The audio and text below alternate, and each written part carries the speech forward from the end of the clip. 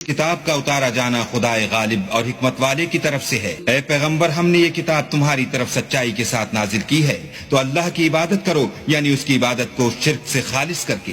دیکھو، خالص عبادت اللہ ہی کے لیے زیبا ہے، اور جن لوگوں نے اس کے سوا اور دوست بنائے ہیں وہ کہتے ہیں کہ ہم ان کو اس لیے پوچھتے ہیں کہ ہم کو اللہ کا مقرب بنا دیں، تو جن باتوں میں یہ اختلاف کرتے ہیں اللہ ان میں ان کا فیصلہ کر دے گا۔ بے شک اللہ اس شخص کو جو جھوٹا ناشکرا ہے ہدایت نہیں دیتا۔ اگر اللہ کسی کو اپنا بیٹا بنانا چاہتا تو اپنی مخلوق میں سے جس کو چاہتا انتخاب کر لیتا، وہ پاک ہے، وہی تو خدائے یکتا اور غالب ہے۔ اسی نے آسمان اور زمین کو تدبیر کے ساتھ پیدا کیا ہے، اور وہی رات کو دن پر لپیٹتا اور دن کو رات پر لپیٹتا ہے، اور اسی نے سورج اور چاند کو بس میں کر رکھا ہے، سب ایک وقت مقرر تک چلتے رہیں گے۔ دیکھو، وہی غالب اور بخشنے والا ہے۔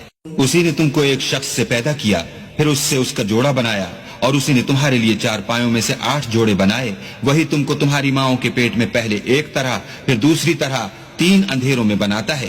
یہی اللہ تمہارا پروردگار ہے، اسی کی بادشاہی ہے، اس کے سوا کوئی معبود نہیں۔ پھر تم کہاں پھرے جاتے ہو؟ اگر ناشکری کرو گے تو اللہ تم سے بے پرواہ ہے، اور وہ اپنے بندوں کے لیے ناشکری پسند نہیں کرتا، اور اگر شکر کرو گے تو وہ اس کو تمہارے لیے پسند کرے گا، اور کوئی اٹھانے والا دوسرے کا بوجھ نہیں اٹھائے گا۔ پھر تم کو اپنے پروردگار کی طرف لوٹنا ہے، پھر جو کچھ تم کرتے رہے وہ تم کو بتائے گا۔ وہ تو دلوں کی پوشیدہ باتوں تک سے آگاہ ہے۔ اور جب انسان کو تکلیف پہنچتی ہے تو اپنے پروردگار کو پکارتا اور اس کی طرف دل سے رجوع کرتا ہے۔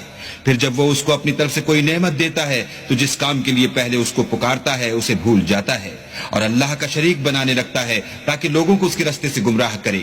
کہہ دو کہ اے کافر نعمت، اپنی ناشکری سے تھوڑا سا فائدہ اٹھا لے، پھر تو دوزخیوں میں ہوگا۔ بھلا مشرک اچھا ہے یا وہ جو رات کے وقتوں میں زمین پر پیشانی رکھ کر اور کھڑے ہو کر عبادت کرتا اور آخرت سے ڈرتا اور اپنے پروردگار کی رحمت کی امید رکھتا ہے؟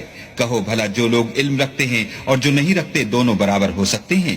اور نصیحت تو وہی پکڑتے ہیں جو عقل مند ہیں۔ کہہ دو کہ اے میرے بندو جو ایمان لائے ہو، اپنے پروردگار سے ڈرو۔ جنہوں نے اس دنیا میں نیکی کی ان کے لیے بھلائی ہے، اور اللہ کی زمین کشادہ ہے، جو صبر کرنے والے ہیں ان کو بے شمار ثواب ملے گا۔ کہہ دو کہ مجھ سے ارشاد ہوا ہے کہ اللہ کی عبادت کو خالص کر کے اس کی بندگی کرو، اور یہ بھی ارشاد ہوا ہے کہ میں سب سے اول مسلمان بنوں۔